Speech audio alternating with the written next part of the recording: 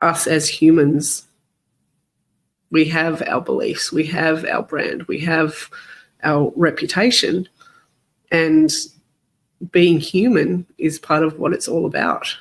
It's very hard to trust an AI robot. It's very hard to trust a brand that is very, very polished. And I think more and more people need stories to relate to bubble up their own stories and memories to feel human again.